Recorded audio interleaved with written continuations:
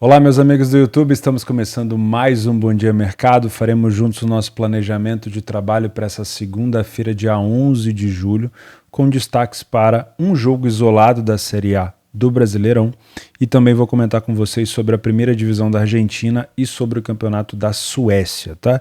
Temos algumas outras competições que ainda estão engatinhando, a Superliga da Sérvia, a Bulgária também está começando, se eu não me engano, agora. Então a gente vai analisando mais para frente à medida que as rodadas forem acontecendo, tá bom? Vou deixar o convite para você se inscrever no canal, mas deixa o convite no final. Se você gostar do conteúdo, eu convido você a participar aqui comigo nos próximos dias, se você gostar. Se você não gostar, não tem problema, tá? Mas se gostar, não esquece de se inscrever e deixar o like no vídeo que ajuda bastante, tá? Além dos planejamentos diários, você vai encontrar por aqui vários conteúdos educativos e um curso completo que está aqui embaixo nesse site theoborges.com, tá? Bons estudos para você. E nos comentários fixados e na descrição do vídeo tem todos os links que você precisa para o meu Telegram, para outras redes que você pode me encontrar. E não esquece de participar do sorteio de R$30 por dia da minha parceira Betfair. Se você quiser saber mais sobre o PDF de apoio, tem um link aí no primeiro comentário fixado também, um vídeo que vai te explicar tudo sobre isso. E falando sobre Betfair, antes da gente começar, se você não tem conta na Betfair, é um bônus de R$230 para você que é novo, mas não esquece de rodar a página para baixo e ler os termos de uso, porque ninguém dá dinheiro de graça, sempre tem aquelas letrinhas miúdas, tá bom? Vamos começar então com Internacional e América Mineiro, um jogo isolado de segunda-feira à noite, um horário prime, vamos dizer assim, nessa segunda-feira. O Inter uma odd próxima de 1,70, o América Mineiro a 5,25. Primeiro vamos dar uma olhada aqui na tabela. O Inter é o quinto colocado no Brasileirão nesse momento, né? O Corinthians vai vencendo o Flamengo por 1-0, o jogo está no finalzinho, então o Corinthians vai dando uma distanciada, mas o Internacional está ali na quinta colocação mais ou menos com 25 pontos. O América está na 13ª colocação. Como mandante, o Inter tem 3 vitórias e, como visitante, o América é o 18º. Vamos falar um pouco mais sobre essas características. Deixa eu só ver os últimos jogos de cada um aqui. O Internacional em casa vem de uma excelente virada em cima do Colo-Colo. Virada dupla, né? Tanto do resultado fora de casa que o Inter reverteu, quanto o fato do Colo-Colo ter saído na frente, o Inter conseguiu golear o jogo e se classificar para as quartas da Sul-Americana. Vem de um 3-0 para cima do Curitiba, perdeu aquele jogo incrível contra o Botafogo com um homem a menos, né? E vem também de um 3-1 contra o Flamengo. O América Mineiro, fora de casa, derrota acima de derrota e depois um empate aqui contra o Corinthians. Não jogou mal contra o São Paulo, mas perdeu. Não jogou mal contra o Fortaleza, mas perdeu. E aqui contra o Flamengo já teve um pouco mais de problema, tá? Vamos para o nosso PDF de apoio. Como eu falei para vocês aqui, 3 vitórias do Inter dentro de casa. O que mais me chama a atenção para o lado do Internacional, o time foi o primeiro a marcar em mais de 70% dos jogos que fez em casa. Então, para você que busca um Lei América Mineiro ou estar a favor do Inter no primeiro tempo, é uma situação bem interessante.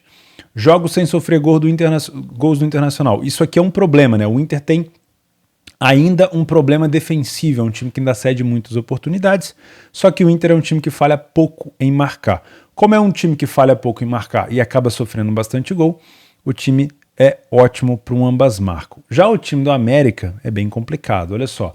O América tem uma vitória fora de casa em 8 jogos, foi o primeiro a marcar em apenas 25% dos jogos, não deixou de sofrer gol em nenhum jogo que fez fora de casa, falhou em marcar em 75%. Isso é complicado, hein?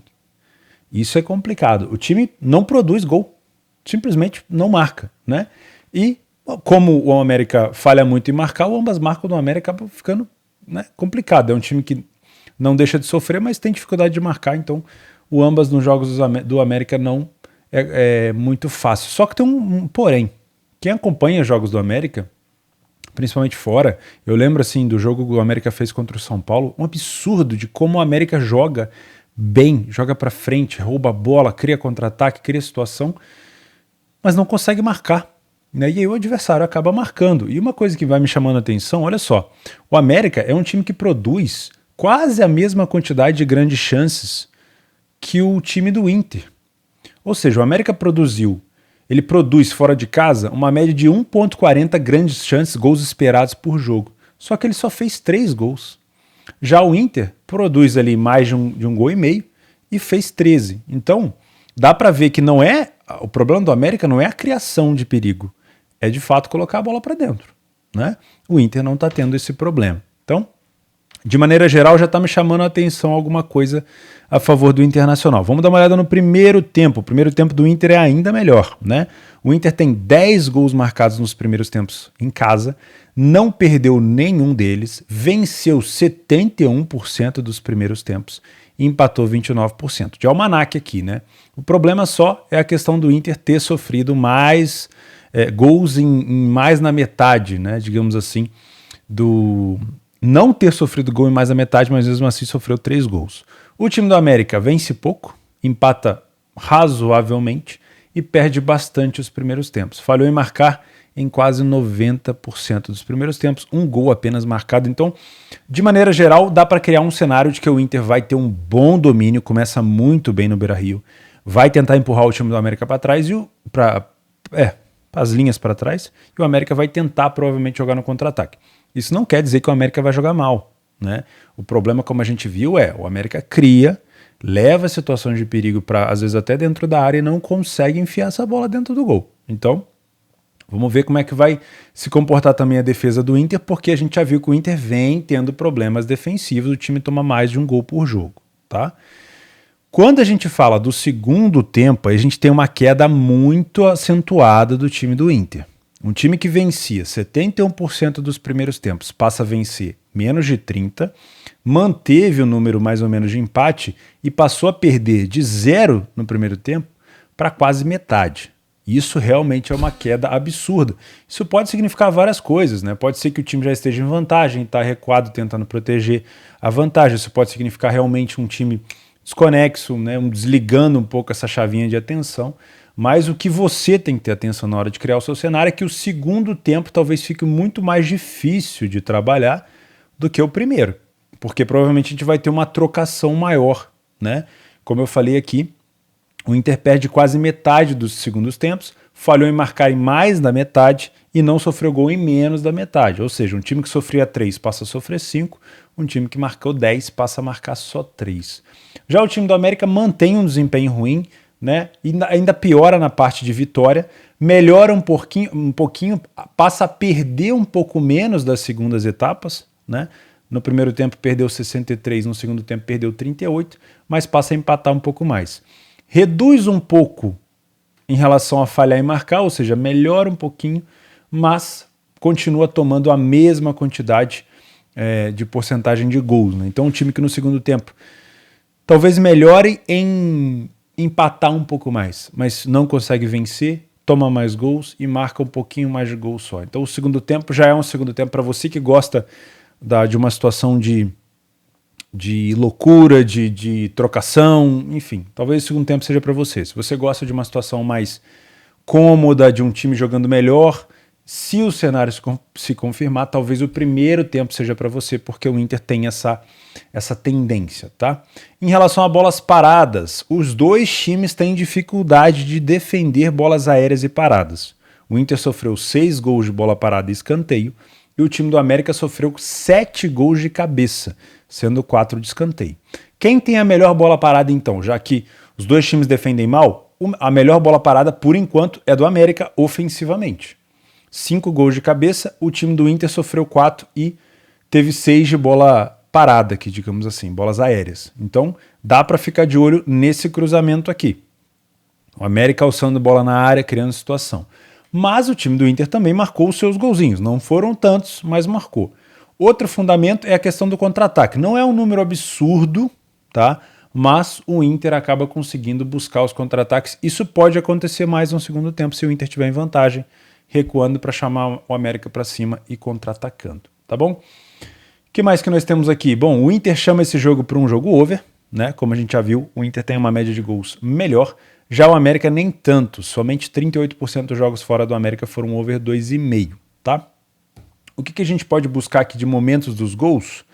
O América tem bastante dificuldade de marcar aqui no primeiro tempo, só que sofre pouco no início, né? Então, olha só, isso aqui, óbvio, são dados passados, a gente não tem garantia nenhuma, mas o América não sofreu gols ainda nos primeiros 20 minutos. Então, é óbvio que estar o América em situação de leitura de jogo pode ser uma boa, mas o América consegue se defender bem nos primeiros 20 minutos. Aonde o América tem mais dificuldade é no segundo tempo. A partir dos 40 minutos, no fim do primeiro tempo para o início do segundo, o América sofreu 84% dos seus gols. Mas também marca bastante, né? Na mesma proporção aqui, marcou 60% dos gols. Já o time do Inter é bem distribuído no primeiro tempo. O fim do primeiro tempo ali dá uma apagada ao Inter, né? E volta a crescer no início do segundo e também a partir dos 80 minutos. Isso aqui me indica muitas situações de contra-ataque, tá? Onde o Inter recua para poder tentar buscar o contra-ataque. Aqui acaba sofrendo alguns gols também, mas tem também essa incidência da velocidade do contra-ataque. Bom, esses são os atacantes do Inter. Tem alguns com apelido aqui que eu não me lembro muito bem, né? Então é mais complicado. Tem o tal do alemão, que eu não sei qual é o nome dele.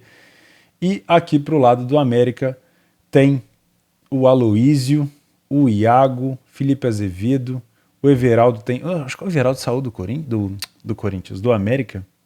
Eu escutei alguma notícia assim de que o Everaldo tinha saído do América. Deixa eu ver aqui. Everaldo.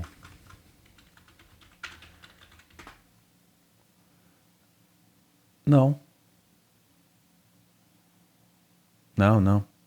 Ele continua. Teve algum jogador do América que saiu. Enfim, o que eu tô vendo para esse jogo? Uma possibilidade de trabalhar um Lei América Mineiro no primeiro tempo, se a leitura confirmar, tá? Eu não trabalho back no Brasileirão, então esse é o meu método, nada contra. Se você trabalha back no Brasileirão, talvez esse primeiro tempo do Inter seja interessante.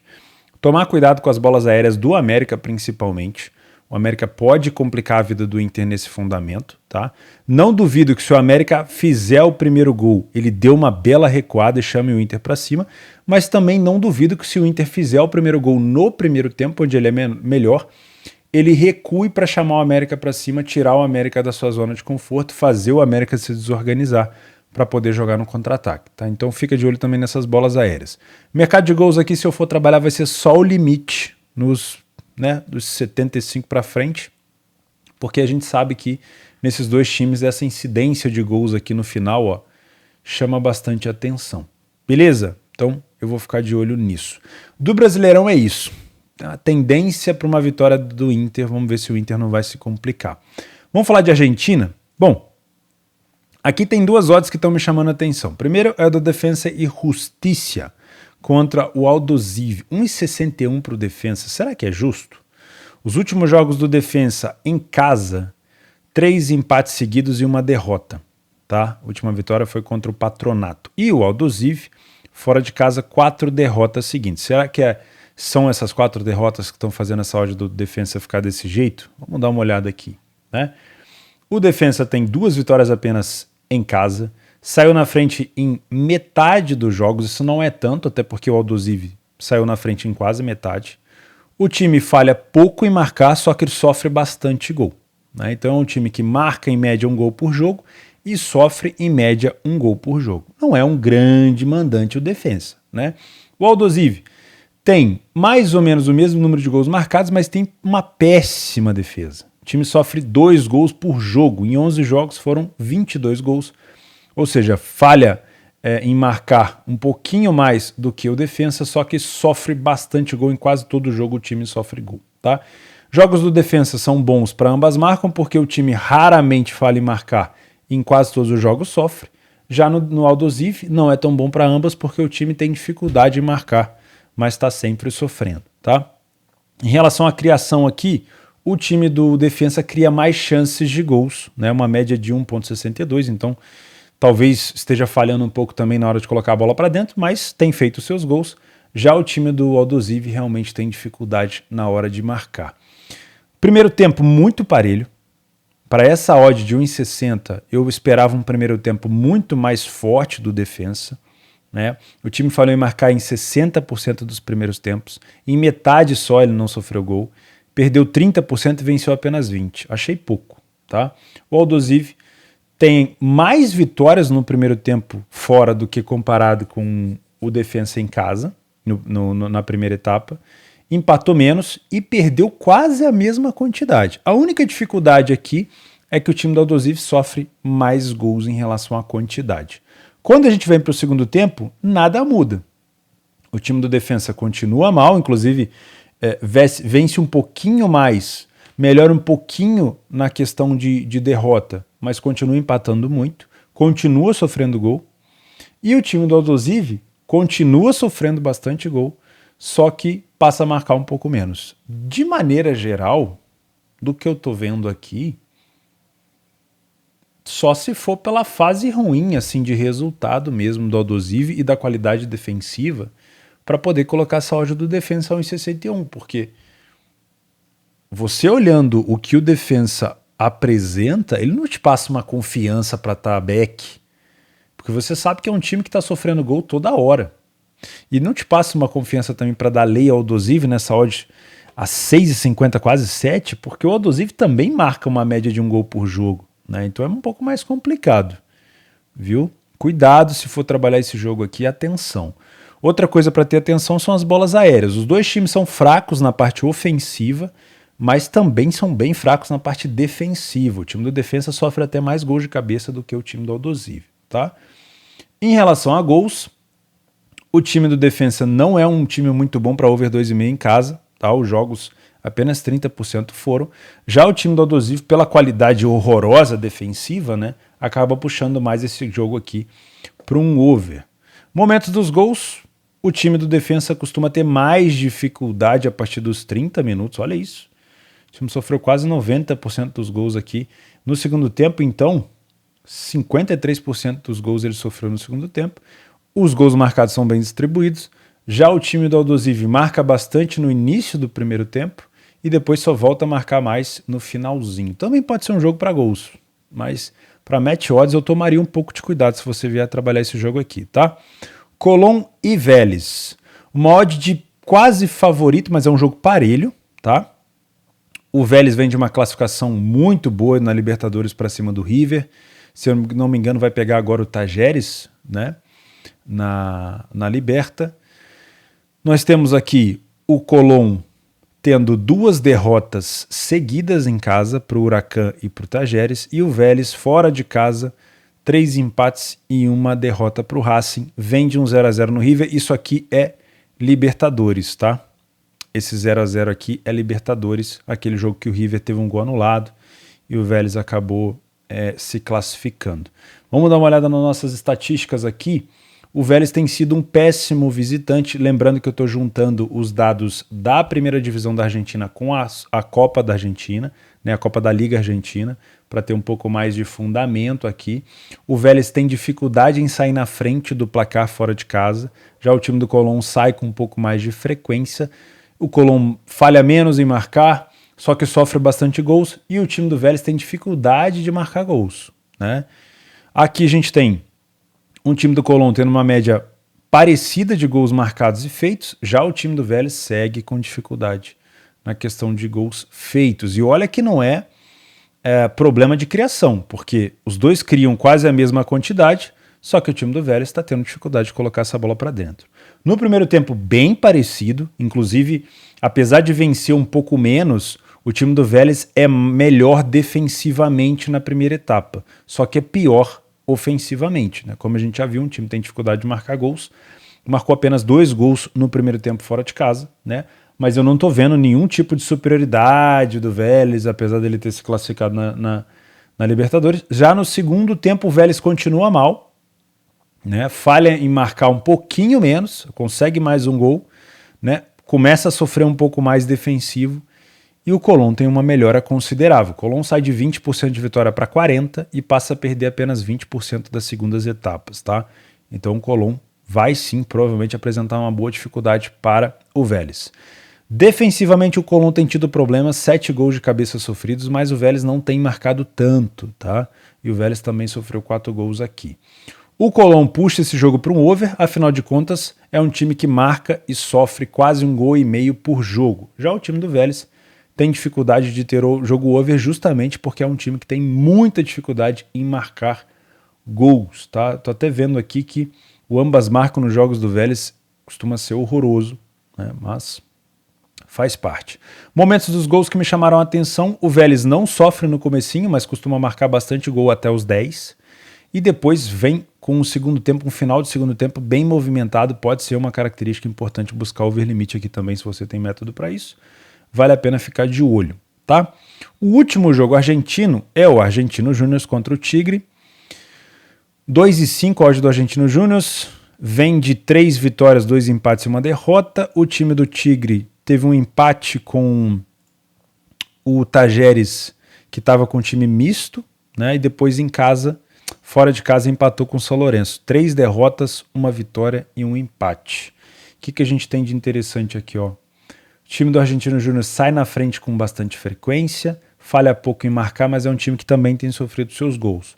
Só que sofre pouco, né? A média de gols do Argentino Júnior sofridos é menos do que um gol por jogo. Isso é bom. Passa uma qualidade defensiva interessante. O time do Tigres foi o primeiro a marcar em menos da metade dos jogos, também sofre bastante, falha pouco em marcar, me parece um jogo bom para ambas, hein?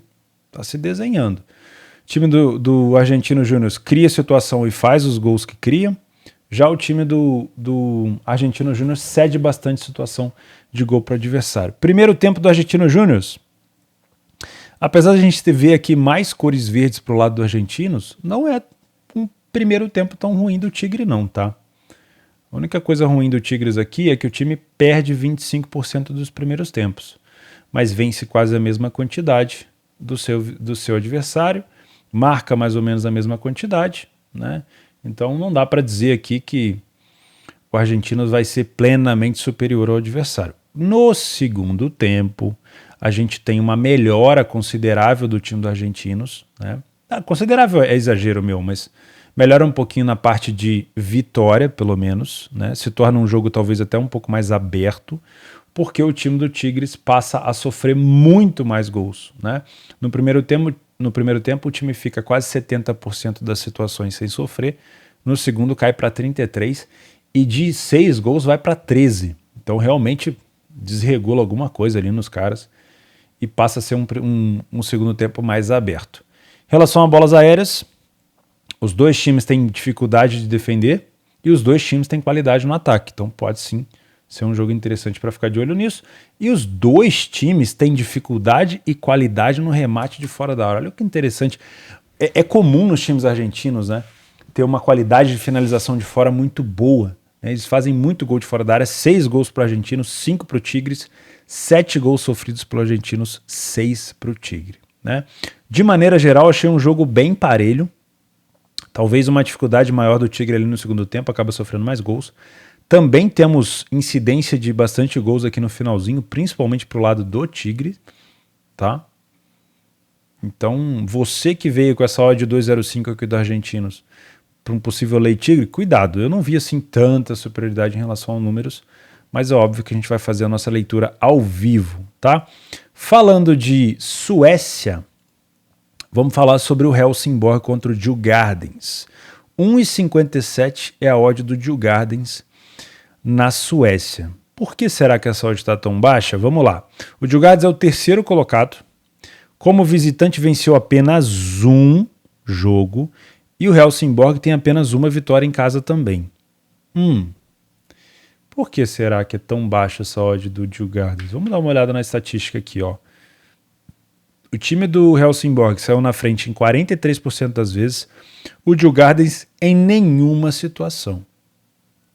Em nenhuma situação, até o momento, nos 6 jogos que o Djurgårdens fez fora de casa, ele não saiu na frente em nenhuma situação. O time falhou em marcar em quase 70% dos jogos e ficou sem sofrer gols em apenas 17 jogos, apenas um. Ou seja, é um time que falha bastante em marcar, toma os gols e não sai na frente, pelo menos até o momento. A gente tem o Helsingborg tendo maior qualidade na parte ofensiva, né, vamos dizer assim. Não é porque o Djurgårdens fez um gol a mais que quer dizer que o Helsingborg é pior, porque ele pode ter feito mais gols num jogo só. Né? Tanto é que deve ser isso mesmo. O que mais me chama a atenção é isso daqui, ó. O time do Djurgårdens provavelmente não começa bem os jogos. Não quer dizer que ele não possa melhorar, né? Outra coisa, criação de oportunidades. Olha isso. O time do Djurgården cria bastante oportunidade de gol, uma média de 1,5, mas tem colocado a bola para dentro com menos frequência. Aqui sim é um time que cede poucas oportunidades e, como eu estou vendo aqui, realmente acaba sofrendo poucos gols. Então assim, até o momento não se explica essa odd tão baixa do Djurgården. Mas vamos continuar. Apostas no primeiro tempo e trade no primeiro tempo. O Helsingborg vence mais na primeira etapa, empata menos e perde menos. Falha menos em marcar e não sofre gol com mais frequência. De novo, nada se explica essa odd tão baixa. Vamos para baixo. Segundo tempo. Os dois times vencem mais ou menos a mesma quantidade e empatam mais ou menos a mesma quantidade, só que o Djurgården perde um pouquinho menos. O time do Helsingborg sofre muito mais gols na segunda etapa comparado à primeira e comparado ao seu adversário também.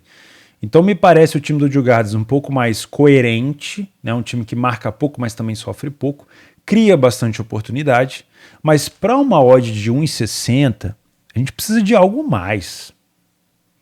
Por isso que me causa um pouco de dificuldade. Se essa odd está sendo pautada e classificada em cima da própria classificação do campeonato, se é o fato do Helsingborg nos últimos jogos dentro de casa ter perdido 3 e empatado 1. O Djurgården fora, talvez pelo fato dele ter goleado o Sundsvall, só que se você olhar a classificação, o Sundsvall é o 14º. Tô achando essa odd do Djurgården um pouco baixa, então fica aqui o meu alerta para você, tá bom? Cuidado, pode ser aqui um problema. Realmente o time do Helsingborg não é isso tudo, mas o time do Djurgården também não tem jogado tão bem. O outro jogo é o Hammarby contra o Göteborg. A gente já falou sobre o Göteborg há poucos dias atrás. O Hammarby é o quinto, como mandante tem 3 vitórias, não perdeu nenhum, está invicto. O Göteborg é um bom visitante, só que não empata. Perdeu 3 e venceu 3. Nos últimos jogos do Hammarby em casa, apenas uma vitória contra o Norrköping. Empatou contra o Häcken, empatou com o Malmö, que deve ter sido Copa, provavelmente, né, que perdeu nas penalidades. E empatou com o AIK. Se a gente pegar o Göteborg fora, 3 derrotas e 1 vitória contra o Sirius. O Sirius que está aqui na 10ª colocação. Bom, a odd do Hammarby baixa não assusta tanto, porque o Hammarby realmente é um time muito forte. Vamos ver se isso se confirma nos números. Como a gente viu aqui, os dois times venceram 3 partidas. O time do Hammarby sai na frente com um pouquinho mais de frequência. Fica sem sofrer gol com mais frequência também. Falha menos em marcar. Realmente aqui ele parece um pouco melhor. O ataque do Hammarby também é melhor, uma média de 2 gols por jogo, tá? É um time forte, mas tem sofrido uma média de 1 gol por jogo, que é a mesma coisa do que o Göteborg. Em relação à criação de chances, também temos uma superioridade bem grande aqui do Hammarby. O time cria gols esperados, finalizações de qualidade, né? Quase 2 por jogo e cede menos de 1. Já o time do Göteborg tem dificuldade principalmente em ceder mais oportunidade para o adversário. O primeiro tempo, o Hammarby vence metade, empata metade, não perdeu nenhuma. O time do Göteborg perdeu, se eu não me engano, apenas 1 também, mas venceu menos. O time do Hammarby sofre menos gol e falha um pouquinho mais em marcar. Ficou 50% dos jogos dos primeiros tempos sem marcar. É um abismo entre os dois? Não. O time do Göteborg, apesar de vencer um pouco menos, empata a mesma quantidade e perdeu um primeiro tempo só. Então, assim, não consigo... Nossa, o Hammarby vai destruir. Não. No segundo tempo, é ainda mais complicado, porque eu tenho realmente o mesmo número de vitórias, só que o time do Göteborg passa a perder metade dos segundos tempos, né? Só que se a gente olhar, o Hammarby também tem dificuldade defensiva. O time falha menos em marcar comparado ao primeiro tempo, né? Falhou 50%. No segundo tempo, o time cresce ofensivamente, mas ele passa a sofrer mais gols. Em relação a bolas paradas, o time do Göteborg ainda não sofreu nenhum gol de bola parada, o time do Hammarby já fez 5 gols de cabeça e 3 de escanteio, tá? Então, aqui são os gols distribuídos. O time do Göteborg tem sofrido bastante gol aqui do fim do primeiro tempo para o início do segundo, 72%. E o time do Real Madrid é justamente nesse momento que ele cresce bastante, né? Então pode ser sim um segundo tempo mais agitado. Eu vou deixar, talvez eu não consiga trabalhar esse jogo, mas eu vou deixar aqui para vocês um alerta. Dos dois jogos da Suécia, tanto o Djurgårdens contra o Hammarby, a gente tem jogos um pouco mais parelhos, com odds um pouco mais baixas, tá? Talvez, por ter um elenco melhor, que crie mais chances de qualidade, cede menos chances para o adversário, o time do Hammarby realmente consiga impor alguma superioridade. Mas cuidado, tá? Muito cuidado aqui em não ir só pela odd. Eu acho que podem ser jogos mais complicados e principalmente o mercado de gols no segundo tempo do Hammarby pode ser interessante, tá? O Värnamo com o Sundsvall, aí é um jogo muito longe para eu conseguir fazer alguma análise. Eu posso até deixar passar aqui na tela para vocês, ó. Dá um pause aí. O Sundsvall é muito ruim. Foi o primeiro a marcar em apenas 20%. Criação de chance também é horroroso. Os primeiros tempos, olha só, o time do Värnamo também não é nada de especial no primeiro tempo, né, empata bastante. No segundo tempo a gente já tem um crescimento bastante dele e um declínio do Sundsvall, tá? Nenhum gol de bola parada para o Värnamo, 6 gols de cabeça sofrido para o Sundsvall. Vou passar devagarzinho aqui para vocês porque eu provavelmente não vou conseguir fazer essa partida, tá bom? Então é isso. Dos jogos que eu pretendo trabalhar, principalmente na Série A, o Inter com o América Mineiro. Vou ficar de olho aqui numa possibilidade de trabalhar o primeiro tempo desse jogo do Internacional com a América. Agora sim, se você curtiu, fica à vontade para se inscrever nesse canal, deixar o like no vídeo, ativar as notificações. Não inventa, faz o simples. Mais uma semana começando. Um grande abraço para vocês. É sempre um prazer. E até a próxima.